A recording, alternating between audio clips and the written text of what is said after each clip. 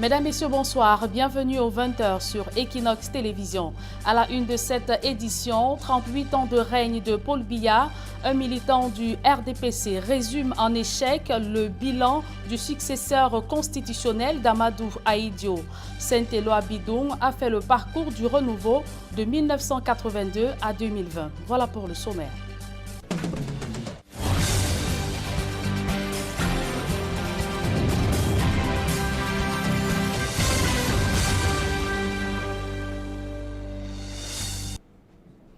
Une fois de plus, bonsoir mesdames et messieurs et merci de nous recevoir chez vous. Célébration des 38 ans de Paul Biya à la magistrature suprême. Un militant du Rassemblement démocratique du peuple camerounais fait une critique sans complaisance du bilan de l'homme du 6 novembre 82. Selon Saint-Éloi Bidoum, le règne de Paul Biya de 1982 à 2020 est un échec sur toute la ligne. On voit tout cela dans ce reportage de Joël Essengue et Aïk Cyril. Ça ressemble à une critique qui vient de l'intérieur. Dans son analyse des 38 ans de règne de Paul Biya, Saint-Éloi Bidoum, cadre du RDPC, jusqu'à sa suspension à l'issue du dernier conseil de discipline du parti, parle de 38 ans de faillite. Dans une tribune parue dans la presse, le militant suspendu du RDPC souligne par exemple que les concepts de rigueur et moralisation qui ont accompagné l'accession de Paul Biya au pouvoir se sont transformés en 38 ans en vigueur et normalisation de la gabégie. Une analyse que soutient des acteurs de la société civile. Lorsque nous regardons la gouvernance au Cameroun, est-ce qu'on peut vraiment dire que c'est vraiment irrigué par la rigueur? Ça, il est difficile de le dire parce que ce sont les détournements à grande échelle. Je crois que lui-même, il a mis tout un gouvernement en prison. Est-ce que lui-même est assez rigoureux dans ce qu'il fait, dans sa façon de gouverner? J'ai la peine à le croire parce que s'il y avait assez de rigueur, il y a un certain nombre de cacophonies qu'on n'aurait pas vécues. Paul Biya laissait entendre qu'il souhaite qu'on retienne de lui l'homme qui a démocratisé la vie politique au Cameroun. Saint-Éloi Bidoum estime qu'il s'agit de belles intentions galvaudées par des barons du RDPC qui, citation, ordonnent de brûler les pancartes d'un parti d'opposition qui a pourtant les droits de se déployer. Sous le coup d'une suspension, Saint-Éloi Bidoum cite également les cas de sous-préfets qui bourrent les unes au profit du RDPC. Bref, sous l'ère Biya, la démocratie au Cameroun est plutôt à construire. Il y a eu beaucoup de maquillage, beaucoup de mesures cosmétiques, beaucoup de choses pour plaire ou pour faire croire qu'on est en train d'aller dans le sens effectivement du pluralisme et de l'ouverture. Le code électoral qui était celui-là qui était censé créer un cadre approprié pour une dévolution transparente du pouvoir, c'est un document qui, une fois de plus, a été taillé sur mesure. Sur le plan de la sécurité, le Cameroun n'est plus ce havre de paix longtemps vanté. Savamment orchestré par les stratèges du chaos tapis au sein du régime, selon Saint-Éloi Bidoum, la crise anglophone donne l'occasion à Paul Biya de démontrer qu'il est un mendiant de la paix. Mais il ne la saisit pas, pense la société civile. Le Cameroun fait face à beaucoup de défis et malheureusement, encore une fois de plus, on ne voit pas le monsieur du 6 novembre. On ne le voit pas beaucoup. Et ça nous désole parce qu'on aurait pu ne pas le voir partout, mais le voir à Kumba la semaine passée. Parce que quand même, un événement majeur a touché la société camerounaise, a choqué l'humanité. Et donc, une fois de plus, on sera attendu à le voir, à prendre le bâton de commandement. Au final, de 82 à 2020, c'est 38 ans d'amertume pour une génération de Camerounais qui n'a connu qu'un seul homme. On célèbre quelqu'un qui a fait 38 ans au pouvoir. Vous comprenez qu'une personne comme moi, j'ai des problèmes. Parce que 38 ans, c'est 38 ans, c'est mon âge. Ça fait qu'on se demande bien, est-ce qu'on n'aurait pas pu célébrer autre chose? Est-ce qu'on n'aurait pas pu célébrer l'alternance au pouvoir? Est-ce qu'on n'aurait pas pu célébrer une autre personne? Est-ce qu'on n'aurait pas pu avoir autre chose que ce qu'on a aujourd'hui? Parce qu'on a quand même toute une génération de Camerounais qui n'ont pas vécu autre chose que sous la direction du président Paul Biya. Que sont devenus les concepts de rigueur et moralisation, paix, démocratie, prospérité et autres qui ont animé les premières heures du règne de Paul Biya? La question se pose après 38 ans de pouvoir. Et le bilan des 38 ans du chef de l'État Paul Biya est diversement apprécié par les Camerounais. Si certains pensent ou estiment que le chef de l'État Paul Biya a œuvré pour le développement du pays, d'autres par contre affirment qu'il a contribué à sa faillite. Je vous propose de les écouter au micro de Cédric Nding. Pour le règne de notre chef d'État de 38 ans, moi je trouve ça bien pour moi. Parce que je suis chrétien, je dois respecter le chef, le roi. C'est lui qui est contre le roi et contre Dieu. Si les gens disent qu'il n'a pas bien géré, ça c'est parce qu'ils ne comprennent pas la parole de Dieu. En vérité, c'est un monsieur qui a amené la paix dans notre pays. Ma part, le 38 ans là, bon, il est bien vrai que c'est le pays, le Cameroun, c'est un pays de paix. Mais vraiment, la paix sans travail. 38 ans de pouvoir du renouveau, pour moi, c'est un bilan négatif sur tous les sens du terme. C'est visible, la société, ça se voit. Tous les jours, on côtoie la misère en bordure de route. 38 ans, c'est zéro. Et de 82 à 2020, ça part vraiment à 38 ans de pouvoir. C'est vraiment négatif. Parce que 38 ans de règne, ça fait 38 ans de galère et de misère pour tous les Camerounais. Dans le domaine sportif même, rien. Tout est négatif. Il n'y a pas de routes, il n'y a même pas d'eau. Il n'y a même pas d'électricité. Partout, c'est le délestage. Moi, j'adore mon président. J'aime mon président qui continue avec sa tranquillité, la paix. Ce n'est pas lui qui veut, c'est les alentours de mon président qui gagne le pays. Lui-même, il est bien. Si lui-même il descendait sur le terrain, c'est que le pays n'est pas comme c'est là maintenant. Parce qu'il fait confiance aux gens et les gens lui trompent. Passation de pouvoir entre le premier président de la République du Cameroun, Amadou Ahidjo, et son successeur constitutionnel, Paul Biya. Un témoin de l'histoire raconte les circonstances de l'arrivée au pouvoir de l'actuel chef d'État. Selon François de Borgia-Marie EVB, de passage à l'émission La Vérité en face, est revenu sur le film de cet événement inattendu qui a secoué le Cameroun. Je vous propose de l'écouter. Pourquoi a-t-il fallu que le président nomme un premier ministre, président, son successeur, qui lui dévolue le pouvoir? Comment? Pourquoi? Et c'est là où je vais vous dire des choses qu'on ne veut pas que les Camerounais connaissent. L'arrivée au pouvoir de François Mitterrand. Mitterrand était le président du collectif des avocats qui devait défendre Ndogmo. Les Wandiers, le président Ahidjo avait refusé que François Mitterrand mette ses pieds ici. Quand Mitterrand est élu président de la République française, Ahidjo est menacé dans son pays. Parce qu'il avait humilié François Mitterrand au Cameroun. Il est venu, on l'a assigné à résidence à l'aéroport, jusqu'au prochain avion. Mitterrand n'avait jamais oublié ça. Quand Mitterrand est élu, en 81, Ahidjo fait le tour des puissances amies. Et en France, des grands responsables amis. Et on se rend compte que l'intermédiation de ces gens n'a pas de prise sur le président Mitterrand. Échec et mat. Ahidjo revient donc et décide de jouer avec l'histoire. Mais pour ce que nous en savons, le président Ahidjo voulait se sentir à l'aise avec des gens qui ne se poseraient pas des questions sur leur action au sein du gouvernement et auprès d'Ahidjo. Parce que la bagarre qu'Ahidjo allait lancer contre Mitterrand avait besoin de gens qui pensent et des gens qui exécutent. Et le président Biya devait être là pour exécuter ce qui viendrait d'Ahidjo. Biya, président, nouveau président. Mitterrand vient ici. Il va à l'Assemblée nationale. Il fait un discours. Et une seule phrase a scellé l'histoire du Cameroun. Monsieur le Président, la France est à l'aise avec vous. Déclaration de François Mitterrand. À l'Assemblée nationale. Et il s'adresse à Paul Biya. C'est fini. C'est fini. C'est terminé. Le président Biya n'avait aucun intérêt à se fâcher contre son père adoptif. Il n'a eu d'intérêt que lorsque la France est venue le porter à bout de bras. Ça, c'est la vérité.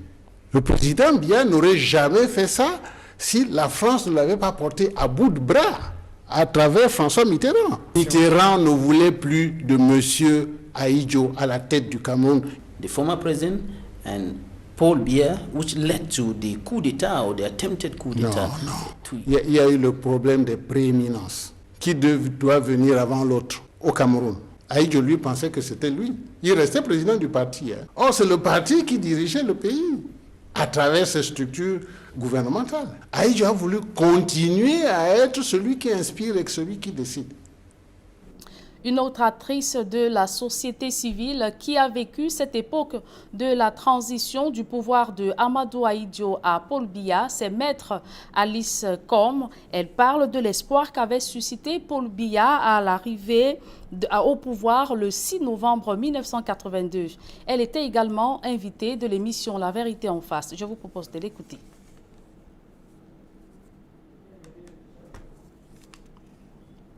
Et je vous le disais, une autre actrice de la société civile qui, elle aussi, a vécu cette époque de la transition du pouvoir de Amadou Ahidjo à Paul Biya, c'est bel et bien Maître Alice Combes. Elle parle de l'espoir qu'avait suscité Paul Biya à l'arrivée au pouvoir le 6 novembre 1982. Elle était également l'invitée de l'émission La Vérité en face. Je vous propose de l'écouter. Moi, c'était une immense joie, d'autant plus que j'avais eu une proximité avec le Premier ministre qu'il avait été, qui était un Premier ministre très accessible, très affable, extrêmement gentil, et j'avais eu l'occasion et l'honneur d'être reçue par ce fringant Premier ministre que toutes les femmes regardaient avec beaucoup de tendresse. Et ce Premier ministre qui s'illustrait par sa discrétion et une apparente fidélité aux institutions pour lesquelles il travaillait. Alors vous comprenez que lorsque son prédécesseur, le président Amadou Ahidjo, nous dit qu'il se retire, mais à exécution, ce qu'il avait toujours dit d'ailleurs le président Ahidjo, je ne m'éterniserai pas au pouvoir. J'entends encore ces paroles à l'occasion des conventions ou des congrès de l'UNC. Tout le monde prenait cela pour de la blague, on disait, bon, les politiciens, on vous connaît.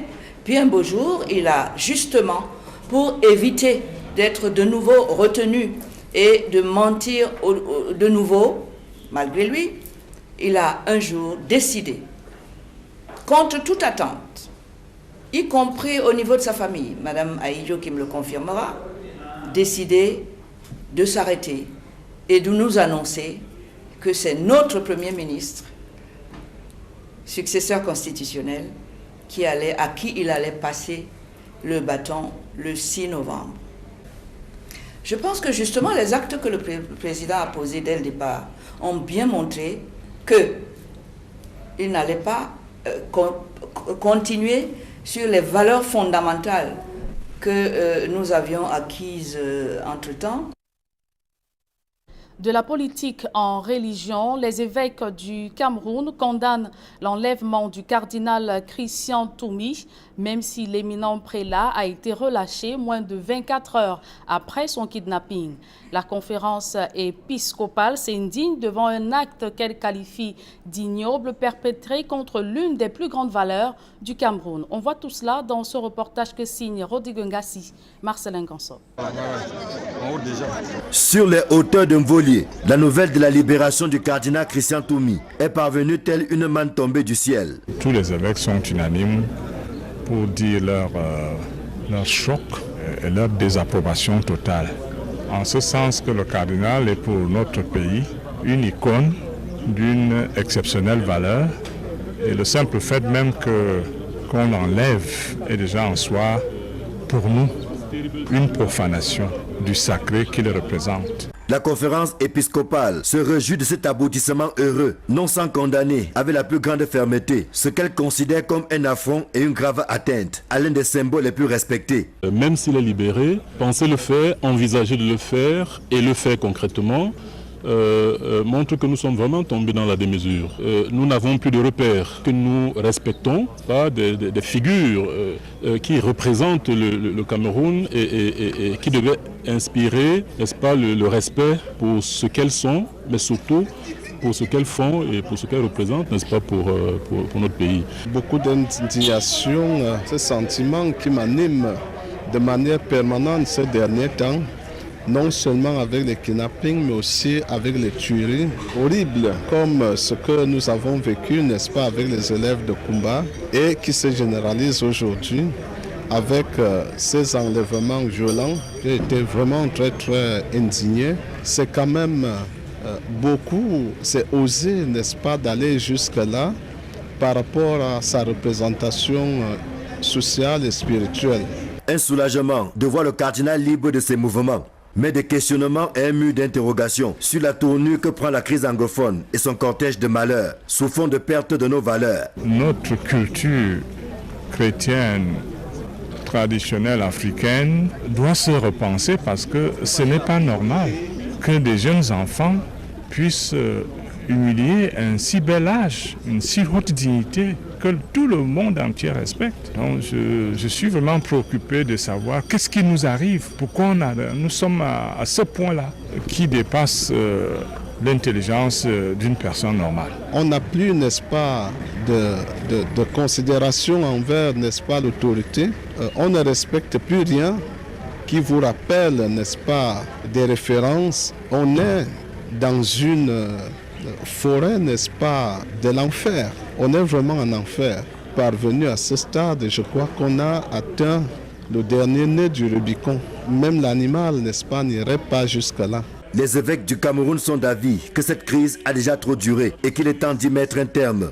Mais quel que soit le bout par lequel l'on prend la chose, rien ne peut justifier les exactions qui sont perpétrées dans nos noseaux, quels qu'en soient les auteurs. On a des gens qui sont assoiffés du mal, des gens qui se satisfont, n'est-ce pas, sur le mal. Même Satan, à un moment, on se demande s'il peut entièrement se reconnaître en eux.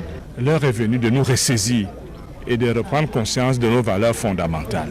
Sinon, nous allons dans le chaos et à la dérive, et personne ne peut souhaiter cela pour notre pays, qui a une si belle histoire humaine et africaine.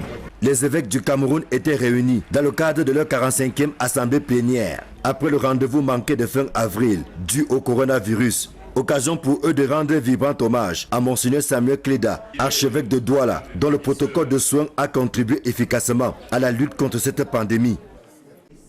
Et le président de la conférence épiscopale nationale du Cameroun a confirmé la décision prise par l'Église catholique d'interdire l'administration du vaccin contre le cancer du col de l'utérus dans ses structures. Monseigneur Abraham Comé estime que des investigations approfondies doivent être effectuées avant toute chose. Je vous propose de l'écouter dans cet extrait sélectionné par Marcelin Ganson. Alors la question des vaccins, nous avons des doutes et nous partons d'un principe logique. En cas de doute, il faut s'abstenir. Nous pensons que des études doivent être plus approfondies. Le comité d'éthique doit se prononcer. Et ça, c'est pour assurer, n'est-ce pas, les populations qui se réfèrent à nous. Il faut que ce soit bien clair. Nous ne sommes pas là d'abord contre la vaccination. La vaccination est une très bonne chose en général. Mais pour ce vaccin-là, nous avons accueilli, venant de la base, et de façon très récurrente, n'est-ce pas, des angoisses, des crispations, des récriminations, n'est-ce pas, de nos populations. Et je pense que nous sommes tout à fait dans notre rôle de dire qu'il y a des doutes qui méritent, n'est-ce pas, d'être dissipés avant leur inoculation. Autre actualité dans ce journal, la construction d'un péage automatique divise les populations et les autorités administratives dans le département de la Menoie. Le terrain requis est utilisé par de nombreuses familles qui n'entendent pas tout céder. On voit tout cela dans ce reportage de Raphaël Tieko et Gladys Sidier.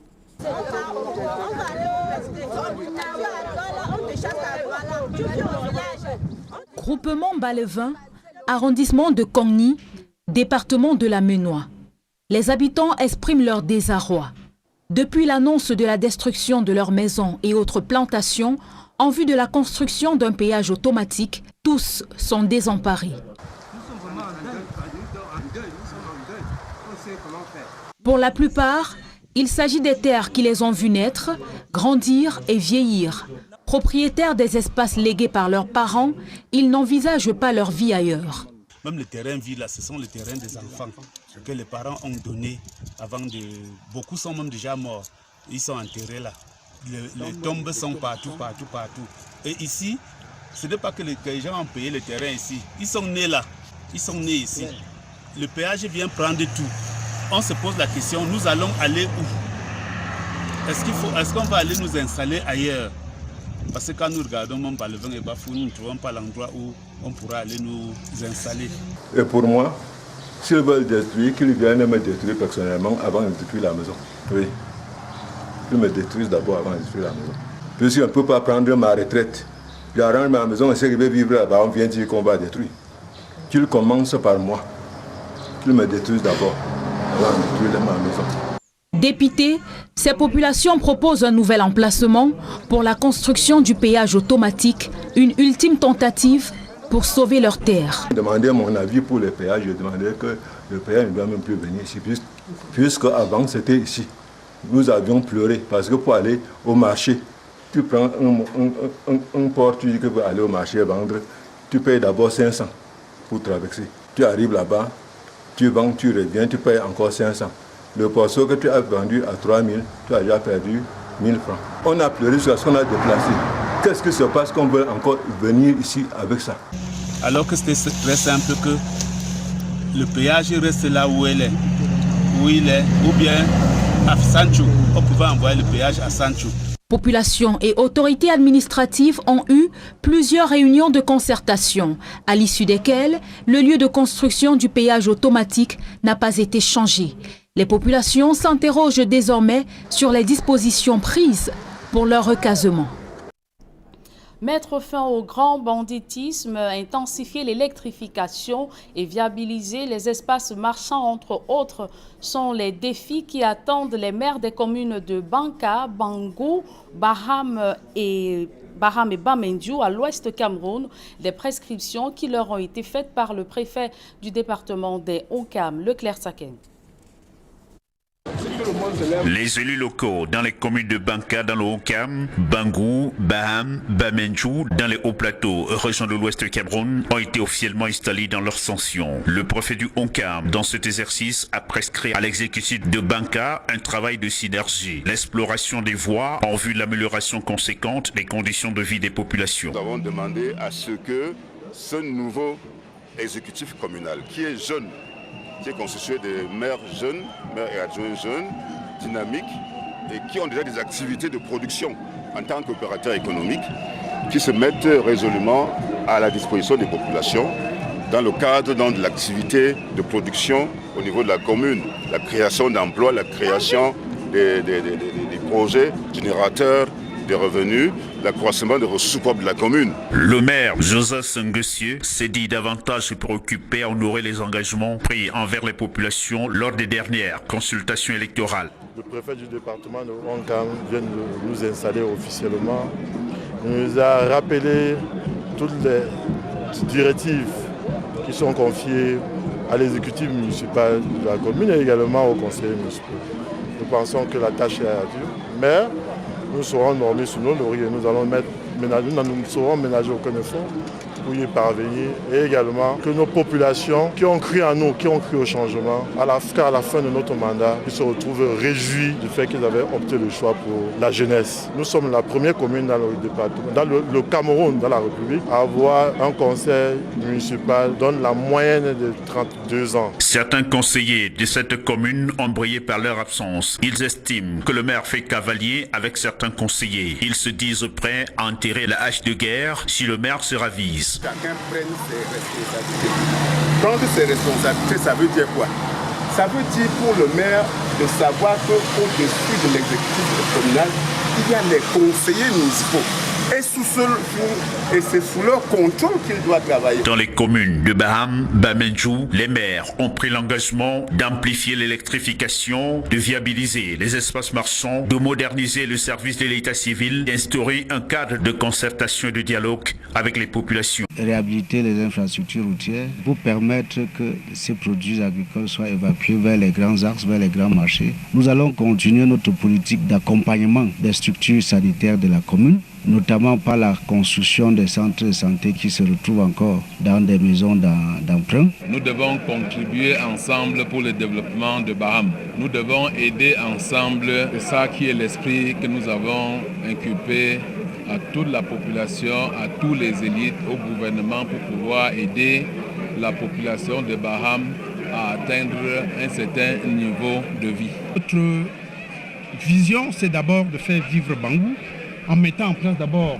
une structure importante qui est le logement social pour permettre aux enseignants qui sont tous à Bafang et à Bafoussam de résider. Et en même temps, nous allons améliorer le marché de Bangou. Nous allons, comme le préfet l'a dit, nous allons nous accrocher aux élites qui exercent dans les grandes villes, pour qu'ils viennent nous mettre des petites structures. Ça veut dire les mini-structures ici. On a un chantier vraiment vaste. Le maçon sera jugé au pied du mur. Comment mettre fin à l'exploitation illégale du bois camerounais? La question était au centre d'une rencontre d'experts à Yaoundé. La FAO a bénéficié de l'appui de plusieurs bailleurs pour mettre en œuvre un programme qui vise à l'application des réglementations forestières au Cameroun. Rodrigue Ngassi, Marcelin Gonçon. Le défi suprême aujourd'hui est celui de la traçabilité du bois camerounais afin de le sortir du circuit de l'illégalité. Le bois illégal, c'est un bois où on ne sait pas d'où il vient et on ne sait pas où il va. Des gens qui n'ont pas d'autorisation, qui n'ont pas de titre forestier, qui n'ont pas de titre de transformation et qui, entre guillemets, comme il dit, se débrouillent. La consommation locale peut être environ 4000 mètres cubes de bois par an. Et si sur les 4000 mètres cubes de bois par an, on arrive aujourd'hui à fournir 1000 mètres cubes de bois légal, ça voudrait dire qu'au fur et à mesure qu'on va approvisionner le MIB, on pourra réduire au fur et à mesure ce problème. Voilà qui a donné du grain à moudre au projet de renforcement de l'implication des PME, PMI et opérateurs artisanaux dans la mise en œuvre de l'APV FLEC au Cameroun. Qui dit gestion durable des forêts parle d'une exploitation rationnelle de la ressource bois. Donc c'est dans ce cadre que la FAO a bénéficié de l'appui de plusieurs bailleurs pour mettre en œuvre le programme UE-FAO FLEC qui vise à la mise en œuvre de l'application des réglementations forestières au Cameroun et surtout l'amélioration du secteur de la gouvernance forestière. À l'heure du bilan, il y a lieu de se réjouir des résultats obtenus. Ce d'autant que les PME, PMI et opérateurs artisanaux sont désormais mieux représentés au sein de l'interprofession. Parce que jusqu'ici, au niveau de la représentativité, on n'avait que les grandes entreprises, c'est-à-dire concrètement le GFBC, qui représente 75% des exportations, mais tout le reste, tout ce qui concerne le marché domestique, était négligé. Alors qu'en fait, ça représente des milliers de personnes, des milliers d'emplois et des centaines de milliers de mètres cubes de bois. Il fallait absolument structurer toutes ces personnes. Donc maintenant, il y a 4 collèges qui existent et qui ont élu des représentants. Il y a 26 représentants. 75% de bois transformés au Cameroun sont exportés. Pourtant, le marché local a besoin de bois débité pour divers usages. Ça voudrait dire que demain, sur tous nos marchés, si on continue le projet, on pourra à tout moment acheter du bois légal. Donc ça veut dire du bois qui aura payé toutes les taxes. Donc ce sera un bien pour le Cameroun, un bien pour l'opérateur, donc un bien pour nous tous. L'amélioration de la gouvernance forestière reste un défi majeur au Cameroun. L'Union européenne et divers partenaires en sont préoccupés au plus haut niveau. Avec un bois légal et traçable, l'économie camerounaise se porterait mieux. Les acteurs de la filière aussi. À l'étranger, élection présidentielle aux États-Unis, le peuple américain retient son souffle à l'attente définitive des résultats de ce scrutin. Les derniers dépouillements dans les États de Pennsylvanie et Georgie donnent Joe Biden, le candidat démocrate, en tête devant le républicain Donald Trump, candidat sortant de cette élection. Et si tout se passe comme l'expert le camp démocrate, Joe Biden sera le 46e président des États-Unis. Et un public reportage dans ce journal, le pari mutuel urbain camerounais, encore au cœur d'une belle histoire. Un parieur y a décroché la somme de 70 millions vendredi dernier. Reportage. 13, As, 2, 3, 7. Pour beaucoup, une association de chiffres sans importance, mais pour le gagnant du banco du vendredi 30 octobre, il s'agit là de la clé du coffre qui contenait les 70 millions de francs CFA en jeu. Par ces temps moroses, marqués par la pandémie du coronavirus et son influence sur l'économie en général, le Pari mutuel urbain camerounais n'a pas changé d'objectif, bien au contraire. Plus que jamais, accompagner les populations camerounaises dans la réalisation de leurs rêves les plus fous est une priorité. C'est dans cet élan que la présidente du conseil d'administration, Madame Tatiana Eldin Mabouka, s'est donné à cœur joie de recevoir personnellement l'heureux élu pour le féliciter et lui remettre son dû. Pour le septuagénaire, rien ne sera fait au hasard. Ce sera l'occasion de mener à bien le projet de toute une vie. Je me donne encore un peu de force. Je vais montrer à mes enfants comment je vais clasher le laboureur de ces enfants. La terre, c'est la terre qui nous donne tout. Du côté de Bonapriso armée de l'air, c'est la fête. Une caravane spéciale a été déployée sur le terrain, accueillie par les habitants du quartier, bien décidés à célébrer leur messie comme il se doit. Dans le kiosque où il a misé 400 francs CFA seulement, c'est sûr, son passage restera gravé à jamais. Après le recordman de l'histoire des gains bancaux qui décrochait 280 millions de francs CFA en septembre 2016, le détenteur des 110 millions de francs CFA en novembre 2014 et celui de 120 millions en 2017, voilà une nouvelle vedette qui s'inscrit dans le livre d'or des multimillionnaires bancaux. À qui le tour? Le casting, c'est tous les vendredis. Il suffit de trouver les 5 premiers chevaux de l'arrivée dans l'ordre avec une mise simple de 400 francs CFA et vous aussi, vous allez gagner gros. C'est avec ce public reportage que nous mettons un terme à cette édition du journal. Mesdames et messieurs, merci de l'avoir suivi. Retrouvez dans quelques secondes Serge Alain autour et ses invités pour la deuxième partie d'Equinox Soir. Serge Alain. Voilà, après une nuit en captivité, Christian Cardinal Toumi est désormais libre. Réunis dans le cadre de leur 45e assemblée plénière tenue à Yaoundé, les évêques du Cameroun condamnent l'enlèvement du cardinal Christian Toumi dans la localité de Babessi, c'est dans le département du Ngok et Toundia, dans le nord-ouest Cameroun. La conférence épiscopale nationale du Cameroun qualifie cet acte d'ignoble perpétré contre l'une des plus grandes valeurs du Cameroun. Serge Aloto. Voilà, madame, monsieur, c'est donc l'essentiel, l'Equinox Soir, deuxième partie. Bonne soirée à vous, Julien Berthe-Bissaille. Très bonne soirée à vous, Serge Aloto. Bon week-end à vous, Julien Berthe-Bissaille. Très bon week-end à vous. Rendez-vous lundi. S'il vous plaît, à Dieu, 20h. Voilà, on comprend.